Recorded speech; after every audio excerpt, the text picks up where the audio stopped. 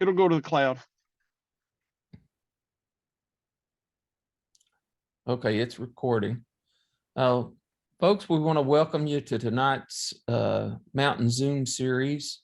This one is on floods in general. The title might be a little misleading, but it spun off of the flood that happened in Eastern Kentucky in 2022.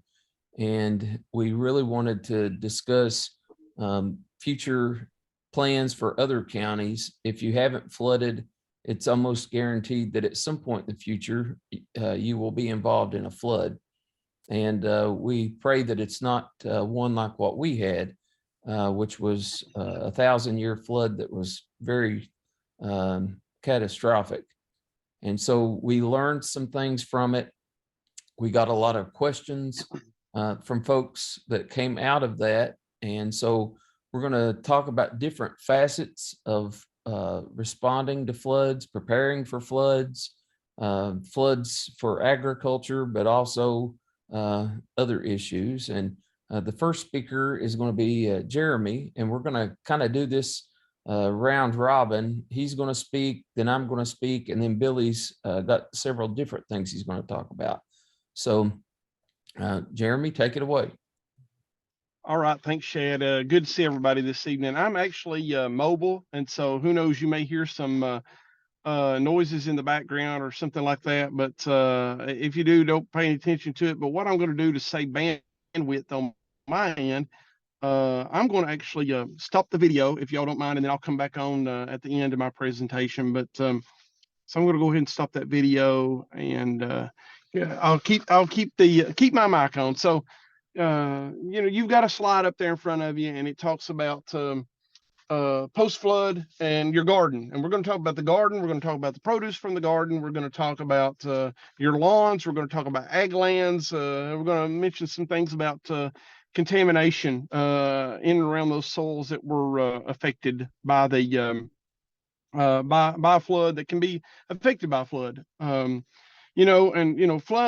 are events, that we have, whether it be, catastrophic flooding or even minor flooding that can affect our lawns, gardens, ag lands, that sort of thing. I grew up with hay fields. As a matter of fact, I'm still dealing with floods when water gets up. I deal with water in my hay fields, that sort of thing. So we're just going to talk a little bit about that. But most crops, that are exposed to flood waters, those waters can hang around for days. The good thing is here in Eastern Kentucky, where we're at the headwaters, we typically don't see that. Usually the water recedes pretty quick, but there's areas that they may be able to hang around for several days. I had a client to call several years ago, and he was having issues with some plantings. I think it was tomatoes and peppers. And there have been some recent rains. And when I got to the garden was standing in water, and it was standing in water 3 or 4 inches deep.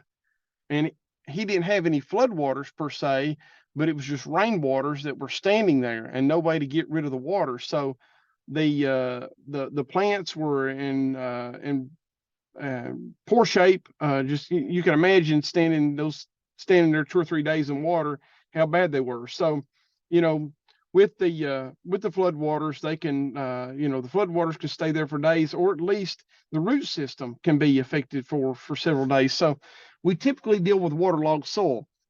Now, right now, here on February the 16th, we've had some waterlogged soil in East Kentucky, Southeast Kentucky, Southwest Virginia, especially. We've had a lot of rains that's moved through. We've got another system that's going to be moving through this evening. So we've got a lot of waterlogged soil. I'm sitting here looking at ponding of water in several different locations around me here. So we've got a lot of waterlogged soil. And, when we're dealing with fruits and vegetables, they just don't like the waterlogged soil. We talk about things like blueberries, they don't like wet feet. But their fruits and vegetables do not like waterlogged soils. And those waterlogged soils can reduce the root growth that we have in our plants. It doesn't allow the water doesn't allow the the oxygen to be replaced in the pores of the soil. So we had that issue. We got wilts that'll take place. We got diseases that'll take place due to those waterlogged soils. So we've got that. We've got to combat that. And so it may take looking at your garden now and what you need to mitigate your waterlogged soils. Do you need to dig some drainage ditches, something like that. Also, I've got down there, I've got contamination with a question mark, and I put that up here just to be thinking about in a garden situation. There's a possibility of contamination.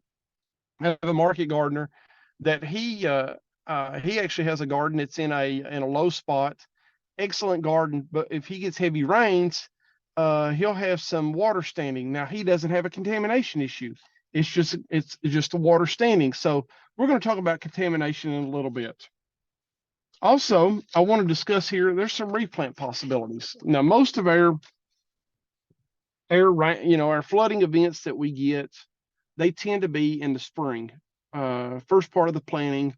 I've always looked at the floods that I have dealt with, especially personally in our hayfields.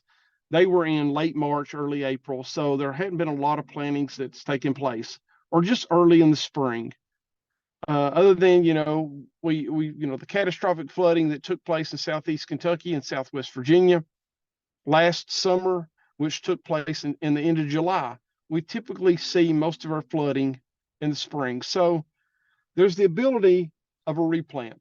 If you have a flood that takes place in the spring and it takes out a lot of vegetables, and you have to go in there and replant, there's a lot of things that you can go in there and replant in the fall if it's if it's available, if it's the possibility to do that. So you got some fall vegetables that you could plant in July.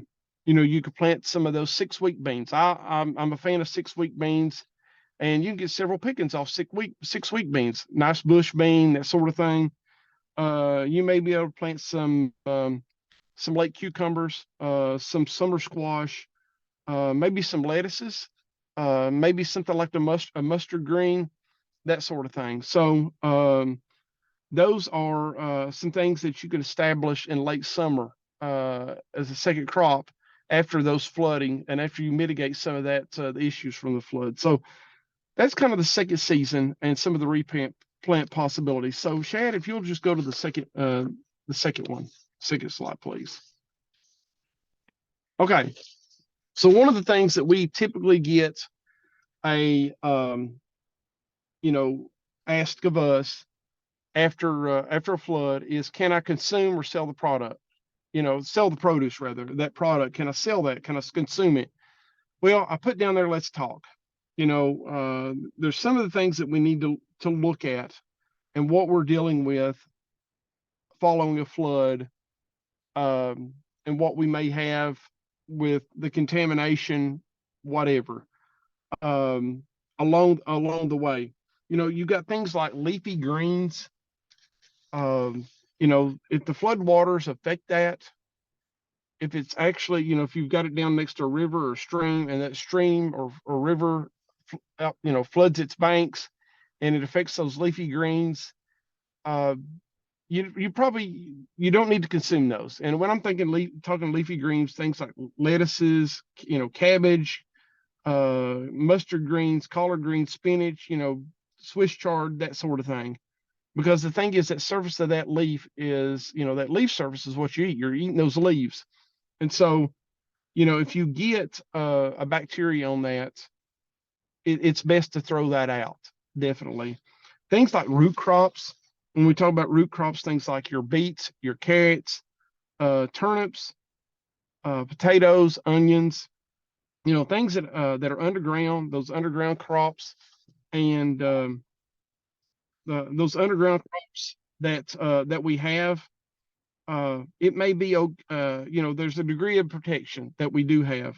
The flood waters, they may be buffered by the abilities of the soil, but any underground vegetable that's harvested within a month after flooding, such as a radish or maybe some new potatoes or something like that, they have a higher susceptibility for bacterial contamination. So if you've got a some potatoes that you're getting ready to harvest in a month, there's a good chance that the bacteria could harbor that plant. So you need to ensure that those root vegetables that are harvested within a month after a flooding are washed and rinsed with clean tap water and then peeled and cooked thoroughly. Definitely don't recommend eating those raw.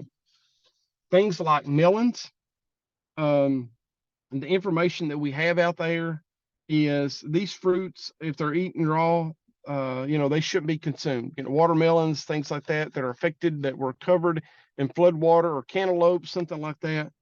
Do not consume them raw from a flooded garden. Even melons, that's had their surface sanitized, they can have a foodborne illness linked to them anyway. So best to not eat those. Late season crops. For instance, if we have a flood that affects us and a tomato plant or a pepper plant is actually just in flowering stage and there's no produce on there, there's no fruit hanging on the vines, whether it be cucumbers or tomatoes or peppers, like I mentioned, and that vegetable or fruit sets on later, you may be okay with that. It's safe to consume that when it's ripened later in the season. Just ensure these plants do not come in contact with the soil. The plants and the fruit do not come in contact with the soil for at least 90 days after the flooding. So if you got some late season plants, for instance, if you just planted some tomatoes, cucumbers, peppers, if there's not, if it's not flowered or anything like that, or if it's fruit's not set on, you're okay. But I will say, when in doubt, that middle line there, when in doubt, throw it out. And I do know we had a flooding event here in Harlan County a few years ago, and our local health department said throw it out. They just didn't want the chance taken. And I can understand that. It goes back to when in doubt, throw it out. Did it get affected? Did it not get affected? Did we get floodwaters on it? Did floodwaters splash up on it? Now, if you've got a low-lying area that's not near a creek, and all you've got is just ponding of water that got up on it, like I mentioned, the two gardeners earlier, those are a little bit better. That's a little bit better situation there. That all it is ponding of water, and it may turn the plant yellow, but or just yellowish color, just just looks poorly. But once you do some drainage in there and the water receives, it may pop right back out of it, and those are okay. So you may, but it's one of those things. When in doubt, throw it out. I mentioned the local health department. Contact our office. Contact the local health department to find out. Is it safe to eat this? To send us some photos or something, or of your garden, where it's at. And if you got, like I said, if you got doubts on it, just pitch it. You're better off pitching it than you would be if you sold it, if you gave it away, if you and your family ate it, or whatever. Shad, go ahead to the next one. Okay, now we're going to shift gears to lawn. First thing we're going to do is, when that lawn is flooded, usually that's the last thing we're thinking about. If our house is flooded, we're going to deal with that first. Vehicles flooded, whatever. So our lawns typically are the last thing that get looked into. So get out there and picking up the debris. That's the first thing you need to do, and take lots of care in that. If you've got an area that's next to a river, that the river just comes up, or next to the stream, it comes up and it deposits any matter of anything, whether it be leaves, limbs, pop cans, milk jugs, you name it. If you live along the river, you know how it goes. Just be careful on picking that up. Also, I put on here, contact your local solid waste department to see how you can dispose of that. They may be willing to bring a truck out there and pick that up, because there may be some glass in there. There may be some wood, nails, metal objects. You may want to separate those for your solid waste department. Also, removing the leaves. That can smother the turf grass.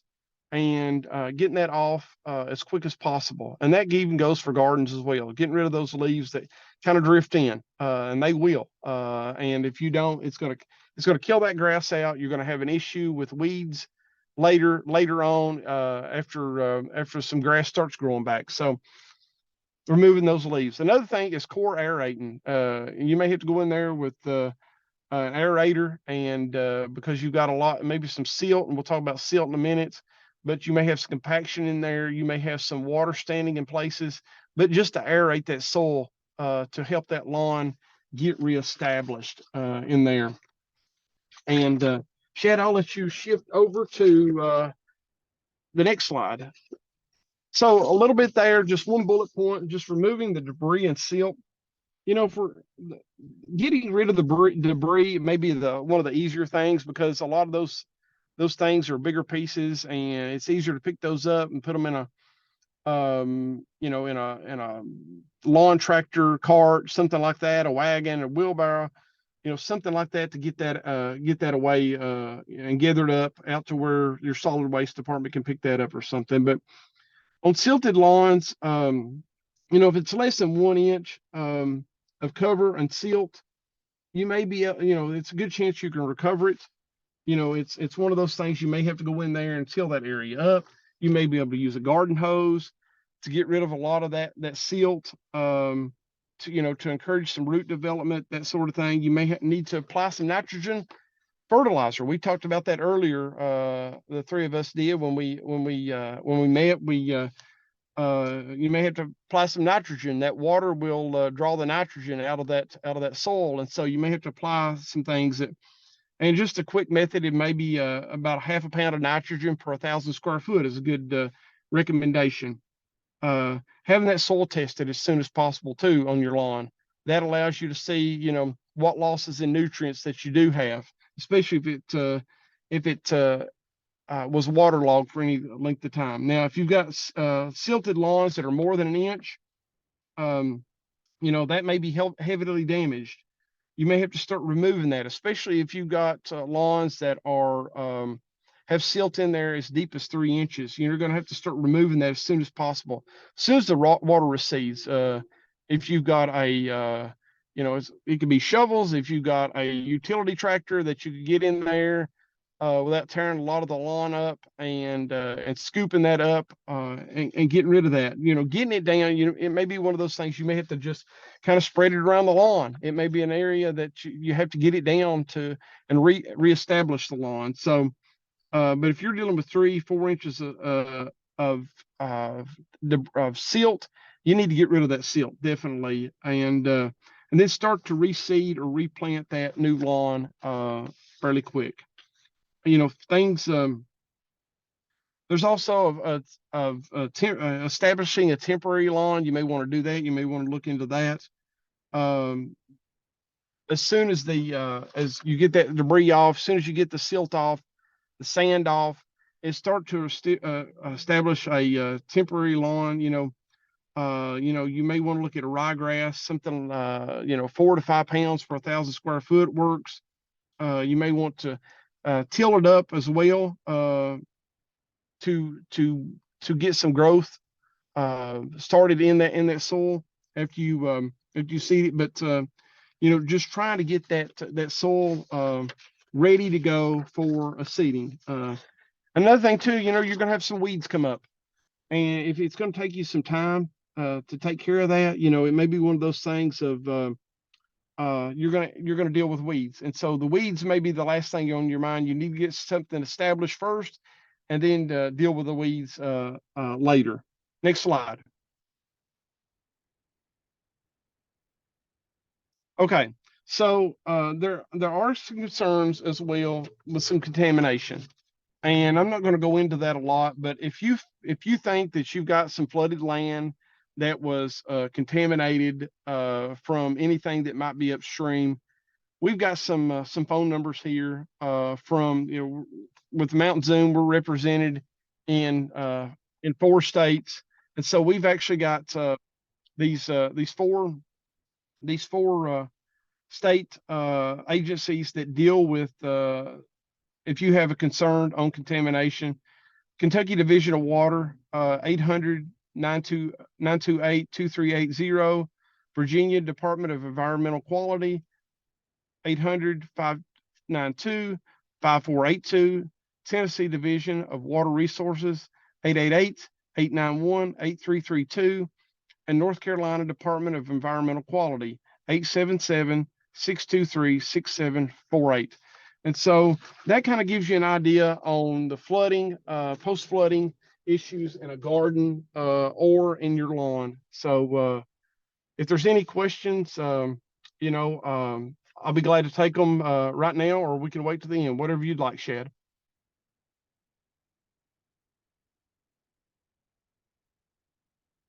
Let's wait to the end on the questions so that we can get on through. I'm going to Okay. try to go through this as quickly as I can. The things I'm going to be talking about are what to do before a flood and what to do immediately after a flood. And so some of the things that we learned in the flood areas, we had a lot of people that lived in a flood zone that did not have flood insurance. And I know that flood insurance is very, very expensive. And for most people, I would say it's probably outside their ability to afford, to be quite honest. But if you investigate that, I think there are some programs that can help offset the expense a little bit. I think there's maybe some federal programs, but anyway, get flood insurance if you can. Also, make it a point to know what your flood risk is. I know they break the flood maps down into 100-year floods and 1,000-year floods. And 100-year floods happen a lot more often than you might think. And the title is a little bit of a misnomer. We tend to think that if it's a 100-year flood, well, it's only going to happen once in 500 years, or 100 years. And that's not the case. It could happen back to back to back. It's just, it's a statistical thing. And so we found out that a lot of places that we thought were not in the floodplain actually were. And so they have begun to revise the flood maps where we live. And so I would encourage you, I think you would be able to get access to those flood maps in your county courthouse. They should be able to hook you up with that. If I was going to buy new land or a new house or a different house than the one I live in, I would want to know the answer to that question. Has it ever flooded? And if so, when? And where is it at on that floodplain? It's also really good to take a household inventory. So a lot of folks that were insured or had some coverage had to give a list of the items that they had. And so if you, and this is true not just for flood insurance, but really any kind of homeowner's insurance, you want to have a list of what you have in that house. And so they're going to reimburse you based on the dollar amount of losses. So you need to have an inventory. You also need to have all your important documents in a central location that they can easily be obtained and easy to find. In a lot of instances, you'll see this here in just a second. We're going to recommend that you have copies of those and have those in a bag that you've already got packed ready to go, because if a flood does come, that's not the time to go trying to dig around and find insurance policies. So some of the things that you want to do before a flood, this information comes from ready.gov, and it includes things that are for a lot of different disasters, not necessarily just flooding. So there's a lot of overlap, but you'll take note of this little photograph here because it shows some basic items that you're going to need. And these are going to be true regardless. And they may seem silly to you, maybe at some level, but when you hear the stories of what happened to people, you understand why these items became necessary. I see rubber boots on there. We had people that were wading out through muddy floodwaters in the middle of the night. That explains why they might need a flashlight. they were in remote places, and they needed to be able to get alerts and warnings, which explains why the cell phone would be handy. Some of them didn't have water, and so having water to drink, all those things are really, really important. So the water can come up really, really fast. There's not going to be time to gather those items during a flood or other natural disaster. So we recommend that you have a grab bag or a bug out bag that minimizes your risks. People who hesitate tend to die. So I'll give you an example. We had I'll relate an incident without naming names, but we had a family in the county that they came to evacuate them. The water was already coming up in their yard, and one of the folks in the family tried to go gather up their medicine. They were on some pretty important medicines, and they wanted to gather those before they left. And in the time it took them to go from walking into their yard just in a little bit of water, they came up onto their porch. The time it took them to get those folks awake and then to let her gather her medicine and then to leave, from what I was told, the water was chest deep on her by the time they got in the boat. So that's just, you don't have time for that. You need to have your stuff ready to go, that you can just go grab that bag and walk out the door.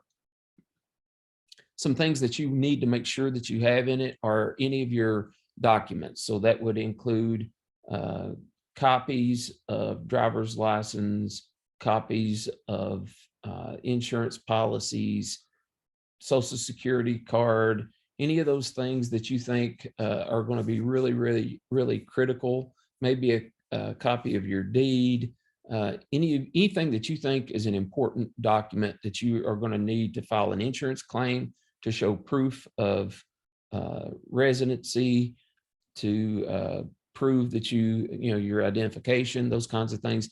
You need to have them in that central location.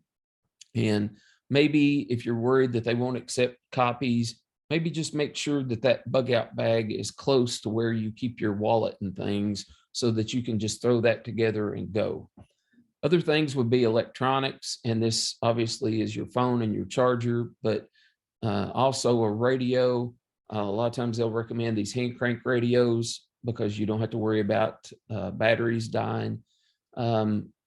Finances, you need to have maybe some cash in that bag in small denominations. You don't want to walk out the door with hundreds. I hope you've got the ability to do that, but most places it's going to be hard to use large currency. So keep it to 5s, 10s, and 20s.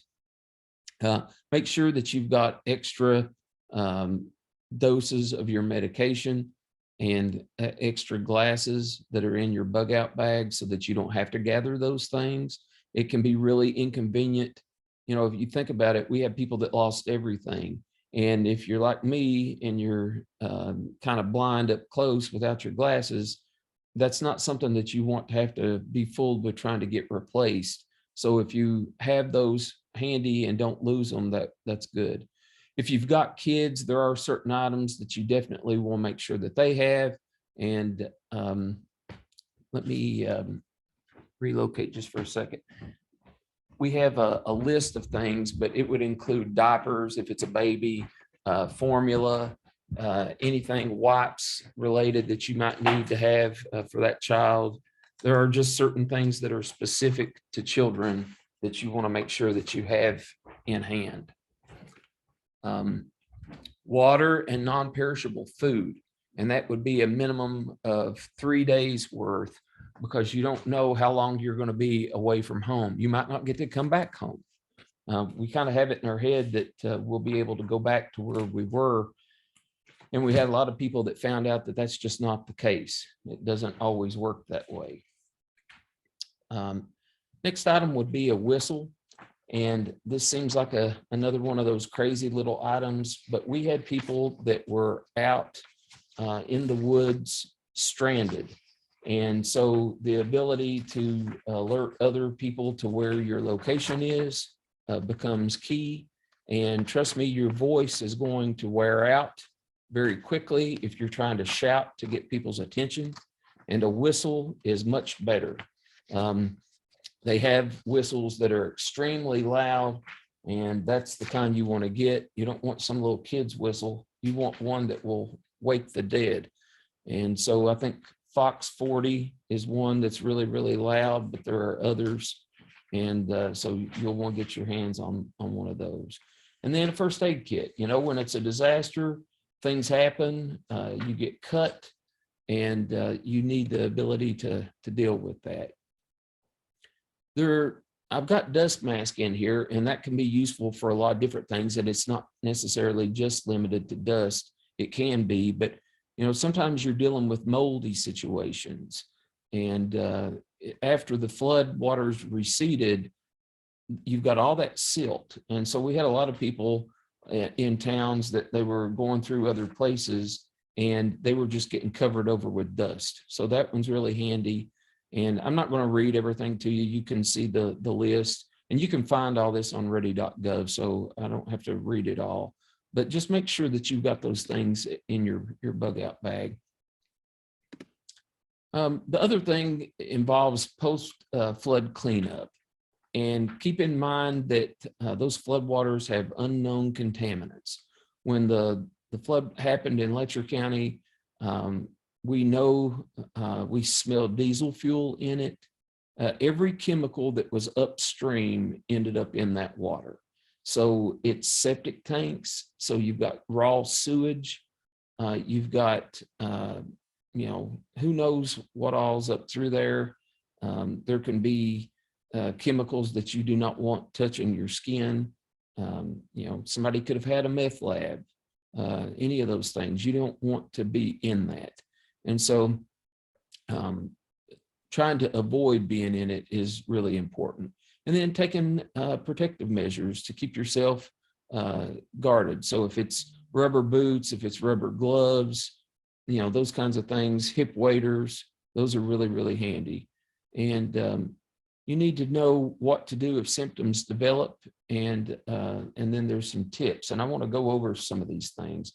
If you are in floodwaters, make sure that you wash your hands to avoid exposure to harmful substances. So if you are handling things, and before you eat, before you smoke, or anything that involves the ability to transmit pathogens or chemicals that are in that water into your body, you want to limit that. And so the fastest way that we get contaminants into us is through our mouth. So that's the first thing you want to eliminate. The rubber gloves become really important because you can just shed the rubber glove. If your hands were dirty with the glove on, now you don't have it on your hand. But sometimes it can be that you've rubbed your eye and you get conjunctivitis or some kind of an eye issue because of contaminants that were in the water. Some things can absorb through your skin. So just trying to limit that is really important. Use hand sanitizers frequently. Only drink from proven potable water sources. Don't assume that the water wasn't contaminated. You know, if you had a massive flood and the water is still on, you don't know that that water didn't get infiltrated by flood water. So you'll find that information from your municipal water company. They'll tell you if you're under a boil water advisory or that kind of thing. And I believe if there had been a big flood like what we went through, I would just assume that it was contaminated. I don't think I'd have to have anybody tell me that. Be careful walking over and handling debris that's covered with water to avoid the risk of slips, trips, and falls. So it's not just the flood water that can cause a problem, it's everything that has been shifted around. And things are slick now, they're slimy, and there's a lot of potential for boards and things that have nails in them. So just be extra careful. Make sure that you're current on your tetanus vaccination. All of us that were out doing work during the flood, we were advised that we were almost demanded that we get a tetanus booster.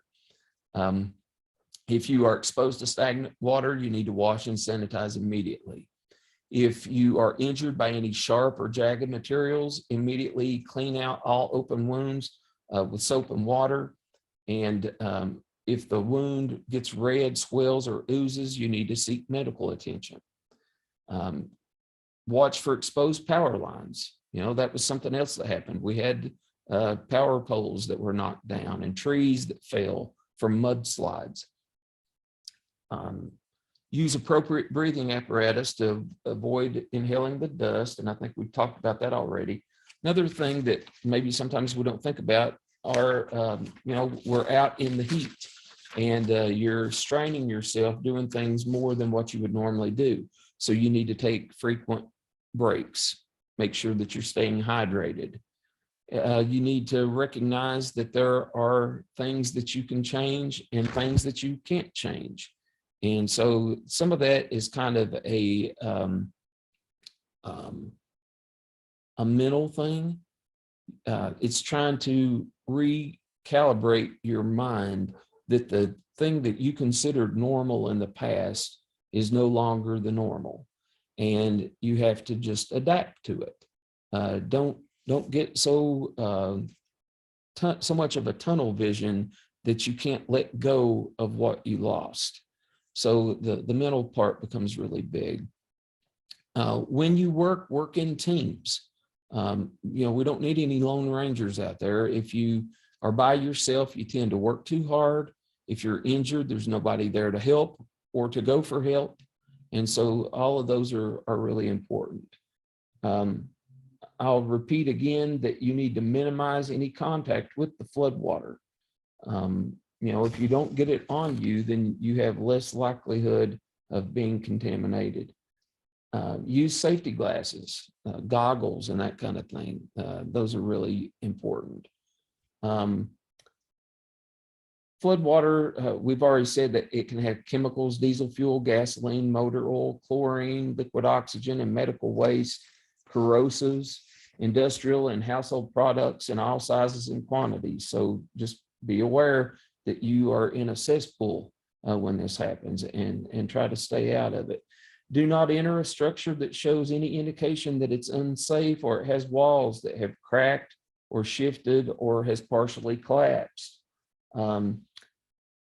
Determine if any hazardous substances have been anywhere on the property, including pipes and tanks. Don't walk on surfaces that you aren't sure are stable. After the flooding, the water creates the perfect environment for mold to grow in homes and other buildings. So you start having illnesses that stem from the flood. They aren't necessarily the flood itself, but they are offshoots from the flood. And so exposure to that mold can cause wheezing and severe nasal, eye, and skin irritation. And the flood waters can also chase animals from their burrows, so that you've got an increased likelihood of being bitten by snakes and rodents and other things. As far as the wellness side of this, make sure that you take the time to reconnect with family and spiritual and community supports. I will say that out of all that happened from the flood that happened to us, it restored my faith in the heart of people to do good. And a lot of churches and church affiliated organizations, I saw them doing tremendous good. And, you know, it was important to remember that even though this bad thing has happened, there are good things and good people out there as well. They recommend that you not try to make any big life decisions. So there's a tendency for you to kind of throw your hands up in the air, and if you were stressed in any other way, to just up and do things. And so we have people that just up and moved away, and they hadn't even been impacted by the flood, but they just couldn't take it. And so they recommend that you postpone. It doesn't mean you won't make the same decision later, but just wait until the emotion has left, so that you're thinking clearly. You don't want to make decisions when you're really emotional or upset. Spend time with others or alone, doing the things you enjoy to refresh and recharge yourself. So anytime something traumatic like this has happened, don't stay so focused totally on the problem. I had to take time, and it felt selfish at the moment, but I knew that I needed to do it. I had been working so much in all the flood stuff for weeks that I finally just said, you've got to get away from this for a little bit. And so I love Pine Mountain, and I went up on the mountain, and there was no evidence of the flood, and there was no garbage. There was no silt, nothing ugly. From up there, everything was beautiful. And so it's nice to get away from the problem, to step back a little bit and recoup before you go back in ready to go again. Be aware that you're going to feel fearful for your family, and it's normal, and it will pass with time. So, you know, it was like PTSD. We couldn't, every time it rained, people were just really nervous, and we're under a flood watch tonight. And the first thing that goes through our minds is it going to happen again? And there's just this paranoia, and just recognize that you're not being paranoid. That's a natural response. And remember that getting back to normal takes time. This will be a process. You're not just going to blink and fix the problem. It's going to take a while. So just brace yourself for that. Make sure that you support your family and recognize that you're going through this together. And then don't fall into the trap of trying to use drugs or alcohol as a crutch or a treatment. It makes the problem worse. So that is all I have. And Billy, I'm going to hand it over to you. Thank you. I'm going to leave my camera off as well. I'm having some weird bandwidth issues, but let me see if I can share this. Let me know if you can see that. And let me get it into the Yep. We can see display mode. Can everyone see that? Yes. Wonderful. Okay. So Jeremy and Shad, thank you for that. That was really helpful.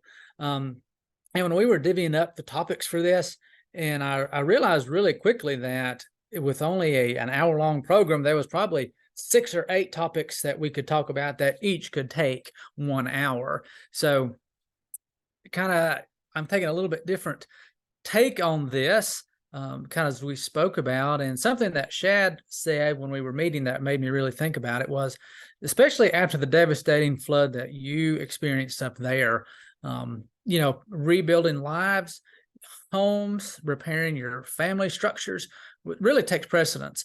And hopefully after a year or two, you know, we can kind of start back, and maybe sooner than that, looking at the land and the land issue. So that's kind of, I'm going to take my trajectory is after the flood, some stream bank stabilization and remediation issues. And we'll hopefully talk about some other things as well. Interesting thing about floods, just the term flood is a little bit broad. We have the catastrophic flood, as we've talked about a lot, and Shad and Jeremy's spoken about.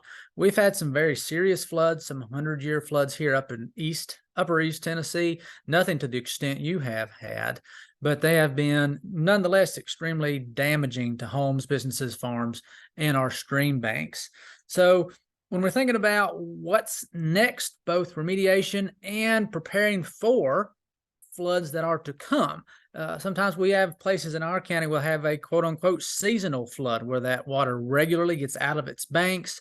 And every time it does that, usually that's in February for us, we're losing lots of land to erosion. And as that continues to happen, it just makes the problem worse.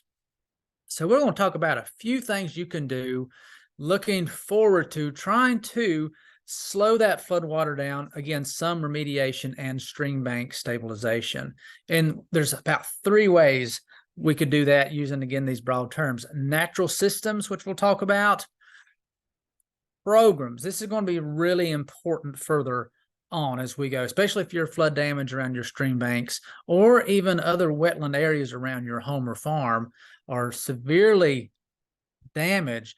Programs like this and these organizations that administer these programs will be very important. And then I was asked to do about beavers and flood control, and I had no idea. We don't have a beaver population here up in Johnson County yet. I'm sure they're coming. So there's some interesting things here. I think I found this portion very educational. So I hope you do as well. But I think one of the first things to think about is, what are you working with? What is your problem? And I just grabbed some images here. Do you have, again, how do we even define severe erosion? I think we all have a baseline for that. Are we looking at farm fields? Are we looking at water crossings? In that bottom picture, we're looking at potentially a drainage ditch that's very close to a house, and you see some very severe erosion there, and it's going to continue to get worse and take land away from that house, begin to undercut it. Or is it maybe up in the woods, up in the headwaters somewhere? So what are you working with? And we have to start there before we can really begin to identify some effective remediation programs. See, here's another one. This is in Western North Carolina, I think. I think she's got her little mallet there. She's probably been doing some live staking, which is the first thing we're going to talk about. Probably not very effective in this situation, but it's something that if you have a creek or a water feature on your property, live staking is a great way to go ahead and protect those stream banks. We know that even landowners can do this. It doesn't have to be on a farm. We know that with increased urbanization and development, that we have a lot more water flowing into our local streams in certain areas in particular, and less being absorbed into the ground. And as we do that, as we increase the volume of water going into our waterways, we're increasing the velocity. And as we do that, we have more erosion potential. So this live staking is something that you can go out and do. It's almost time to get started with that. And you're going to really just go ahead and cut some dormant woody vegetation and drive that into your stream bank or shorelines to revegetate those banks. So you can see on the left and on the right, and then below, some examples of what that looks like. And we want trees and shrubs that are adapted to growing at the water's edge and have an extensive root system to kind of hold that bank in place. I like to think of it as a net underneath that soil, that topsoil, really the top there, trying to hold things in bank within the bank and resisting the erosive power of the water. These will also help with shading streams, keeping our water cool. Of course, it's great for wildlife habitat, and then protects and improves water quality. And what we don't see, and I'm going to go back and forth a little bit. I hope you don't get dizzy. You see these two gentlemen here, they're driving those stakes in, and we'll talk a little bit about some species that work really well for that. You want to at least, really, we want something about 2 feet long. You can go up to 4 feet long, and you really want about 2/3 of that in the soil. And what we want that to do, and it needs to be driven into saturated soil. So you see that bottom picture, those two gentlemen there. He's not driving that live stake up above the bank above his head. He's probably very close to the water's edge there. For this to work, these dormant live stakes have to be driven into water that is saturated, or soil that is saturated, right? Because we need to have that root growth. The top of the soil, the top of that bank is not saturated. We can put some seedlings in there, probably some different species, but for live staking to work, we need saturated soil and the proper species to do that. And there's very specific ways to do this. As we drive that live stake into the bank, we want a 90-degree angle. We want a good angle. We don't want to drive that vertically up and down. We want to drive that in at an angle. And as you can see in that picture on your right, that it has a slight angled cut. That angle needs to be facing the waterway. And that's just going to help with that root development and growth. On the other side, it's not a great picture. It's actually hard to find some good pictures. Now, I'll tell you where I got some of this information in a moment. But really, that shows what's going on underneath the soil. that you have this network of roots that are holding that soil in place. So when we do have the erosive effects of water, it's going to hold more of that soil than if it was just bare. This is a great example of a 3-year project that was done in Avery County, North Carolina. The left and the right. The goal is to see if you can find the penguin. I think it's a penguin, or maybe that's a pelican in that image. So you can see that it is the same location. I doubt there's many pelicans with like pink beaks in Avery County. But you can see there what just a few years will do, and how much better that looks, but how much protection that bank now has. Because you can see in that before picture, there's quite a bit of exposed soil.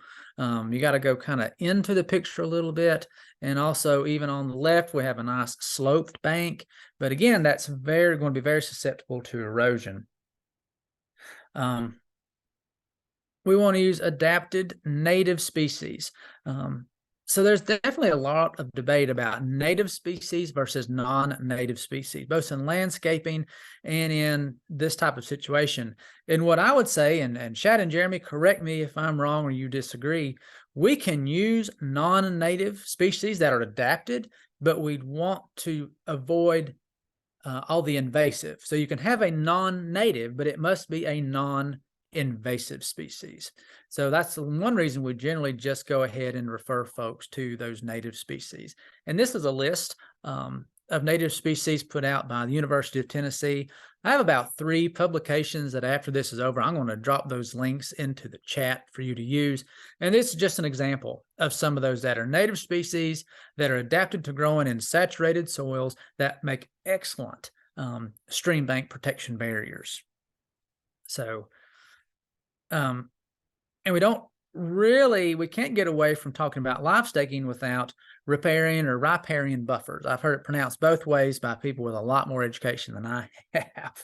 So there's a lot of emphasis in Tennessee, and I'm sure in other states as well, through your NRCS and even through extension, about keeping cattle, fencing cattle off the creek. That doesn't do the whole job. As you can see, we can fence cattle off the creek, but in this case, we may be making that problem worse with our erosion control. So this is a nice image of a riparian buffer, and you can see that it's really a layered vegetative system. It's reducing runoff from stormwater draining from both farm fields, but also housing developments and things like that. And as it does that, it's keeping our stream bank healthy and more secure than if that was not there. So a term that I really enjoy using that I came across was bioengineering. So we talk a lot about engineering. We're moving on to the next section about engineering, but this is biological engineering that you can do at home. Because there's a lot of erosion, and I'm sure Shad and Jeremy has seen this, that putting some live stakes just will not do the job. They just will not do the job when the erosion is so serious. Then we need to call in the professionals. And this is going to have look different across multiple states, multiple counties, multiple watersheds. And also, what is the extent of the damage? It's really involved. So these are 2 extreme examples. And most of my pictures here, I tried to put a mix of both, maybe something that's very common, but also extreme examples, because erosion looks different in different places and looks damaging no matter where it is. But what type of erosion? It's assessing the problem on your land. So who do we call? And if you're on this, you are familiar with extension.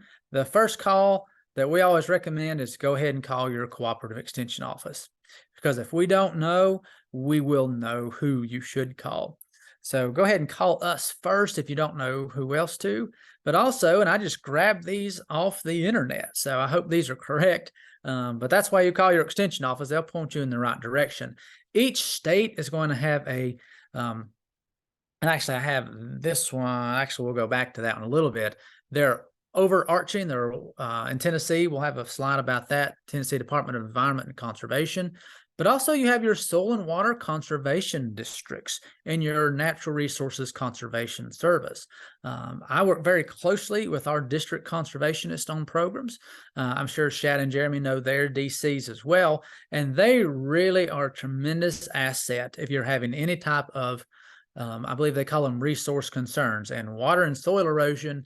That is what they really love to address, and they can have some funds available. And that's another reason we want to get them involved as soon as possible, is they can have some funds available to start both repairing and protecting our stream banks. So what do? I find there are so many people who are not familiar with our Soil and Water Conservation District offices in RCS. So this is just some things that my DC gave me yesterday. He made me alert of this great publication, which I'll put that link to. It's a Tennessee Landowners, but you can use it if you're in another state. They're going to go out and they're with their engineers, and they're going to go ahead and they're going to do some measuring and give you some options and recommendations about what to do to preserve your stream banks. This is just a drawing. This is his basic drawing that he uses to describe some projects that they might be involved with if you go and ask about it. And again, he's going to deal with a lot of these organizations and entities. Again, TDEC, Virginia Department of Environmental Quality, North Carolina Department of Environmental Quality, and then the Team Kentucky Energy Environment Cabinet. And so why is that slide there? I went back and forth about where to put that slide, and I could put it in a couple different places. But I put that there because if you are considering a stream bank renovation project, and you're really going to do anything more than put some live stakes into the bank, you're going to need some permits. And your district conservationist, the person that you have working with that, they're going to have some engineering drawings. And they're also going to be the ones who are going to start applying for permits, because a lot of this work is going to take, again, more than just reestablishing vegetative cover. It's going to need some reconstruction and some engineering. So here's just a couple images, again, of some things that are going on to protect our stream banks, protect some erosion. This is going to be an access road here. And let me move on to my next one. And my slides have stopped. What's going on? Okay. These are some projects that he sent me a picture of. Actually, some of these I snagged off the internet as well. These are big projects. So we've got some weirs. We have some livestock cattle crossings. So watering facilities that kind of double as that. So really, really helpful programs. And again, they're going to have some, hopefully, if you qualify, some funds available to help establish these projects. And then kind of finally, one I asked is the real professionals. I thought this was really interesting. So beaver dams, pros and cons, a lot of debate about this. And there's a lot of pros. What happens is, in general, we believe that, and we know that beaver dams are a real pro until they begin to impact what we want to do with the land. They're dams, they're wetland creation, they're extremely beneficial environmentally. But when we begin to come in conflict with them when it comes to development, when it comes to agricultural land, timber resources, then we start to have a problem. But what do these dams do other, than depends on which side of the aisle you're on, what do these dams really do, and how do they affect flood remediation? Or flood mediation, for that matter. What these dams do is not only provide habitat, they slow the water velocity. If you just kind of think about a series of dams, as we have runoff, we have water moving, and it hits these big pools that are usually very wide and shallow. We're absorbing some of the energy of that water and of that flood water. We're also stabilizing water tables, and again, we're reducing soil erosion. So on the left of your screen, and that's for Shad, that is a Kentucky beaver dam. And on the right is what they call a BDA, a beaver dam analog that they're doing, particularly out west. So these are man-made beaver dams, which I thought was very interesting, to try to, using natural systems and natural products, to try to imitate some of the benefits of what beaver dams do. We know, and the research shows that it really takes for beaver dams or even these BDAs to be effective is we need a series of dams all along a watershed. And of course, what that does is we start changing the ecology. We start changing a lot, many acres of land use. So it gets really, really loaded, and we can have a lot of conflict with landowners because we're damaging trees. Farm fields are going to be flooded. We're creating wetlands, and we're, sometimes we can plug culverts, and we're having localized flooding. One of the major issues of flooding where we have beaver dams, especially large ones, if we have a serious catastrophic flood, all this debris ends up in the channel. And as this debris ends up in the channel, it gets caught in trees, and really dangerous for most of us is going to get caught in culverts and bridges and under bridges. So it makes that a lot worse, that flooding. And then of course we start to see all those negative effects of bridges getting washed out, culverts and tiles getting filled out and then moving. And then we've seen that even without beaver dams, we have entire tiles, moving in that stream channel, getting blocked up in bridges, and having a negative impact on those bridges and the safety of that. So that's kind of what I had, and I think we're right at 7 o'clock.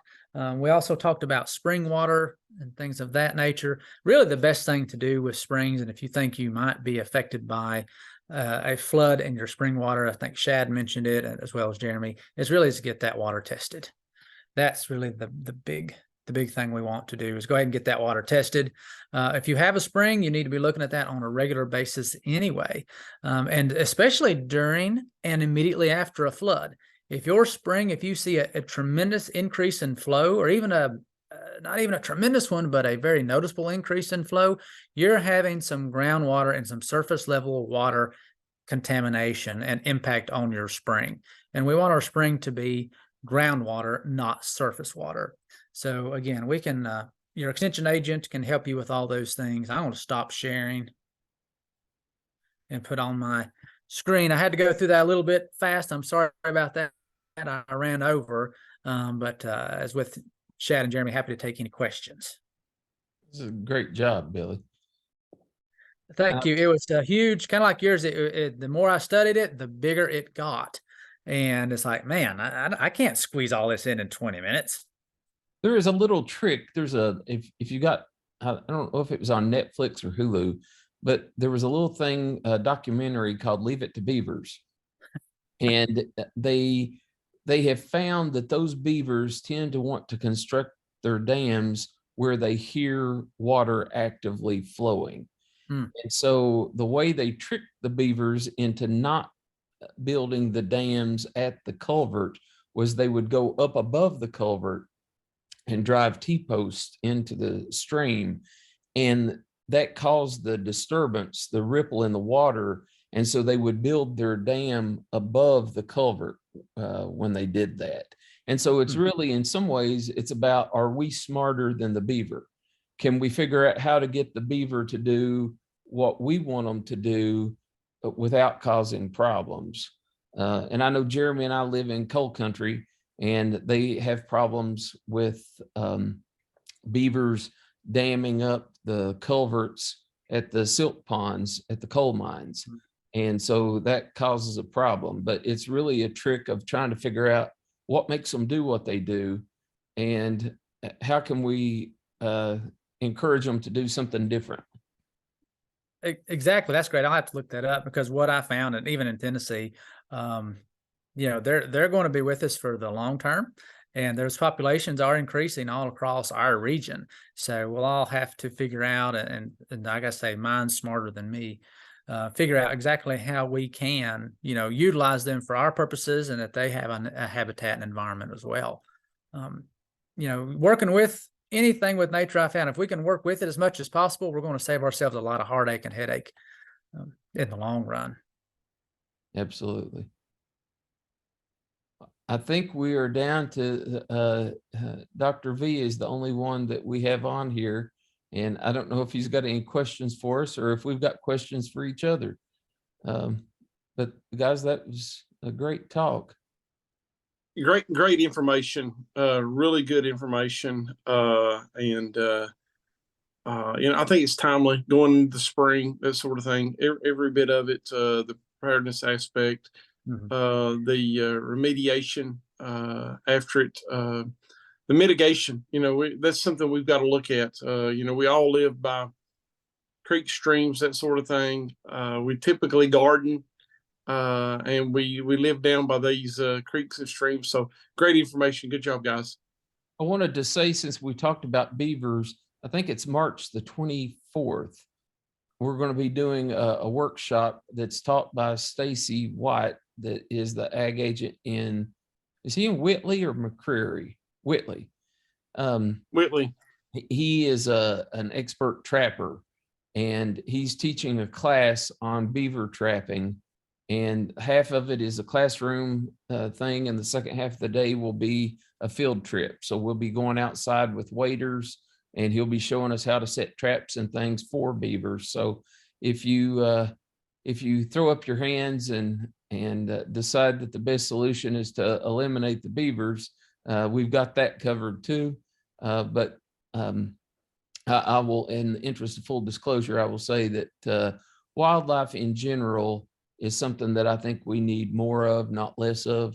And I understand that there's places that we don't want them to be, but I've seen some places where beavers came in, and even though they flooded land, what they did ended up being a tremendous improvement to that piece of land. So I can't be, if I was a farmer and they were flooding my field, I would feel totally different about it. But if it was boggy land already, or if it was non-productive land and they flooded it, and that caused there to be a wetland and more fish, and they're cool to watch. I mean, there was a dam on my way to work, and I loved watching that dam as they built multiple dams, and it increased in size. And I got to watch it over the course of several years. And then somebody went in and trapped them, I guess, for the pelts to sell. And that was the end of me getting to watch the beavers. But I enjoyed watching them do their thing,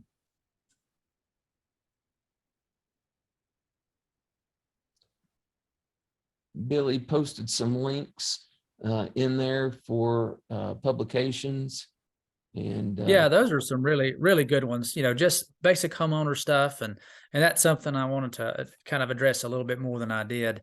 There's a lot we can do without permits, but that is very limited in its effectiveness. And actually what we, especially if you have a lot of damage, there's a good chance you're going to need some permit and some engineering and some professional assistance.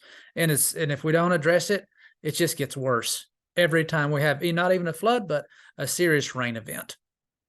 Every time we're losing some more of that soil with more erosion, it doesn't get any better if we just ignore it. But it makes it really complicated, because some of those, if you're not funded, it's very expensive to fix. And then if you're having to navigate that permit process, we have some people doing that now themselves, it can be really complicated, and it really stops a lot of good projects from being done. So that's why I reach out to us. Reach out to your soil and water conservation district, your district conservation within RCS, and then, of course, those other government offices for help. Very good. You guys have anything else? Okay.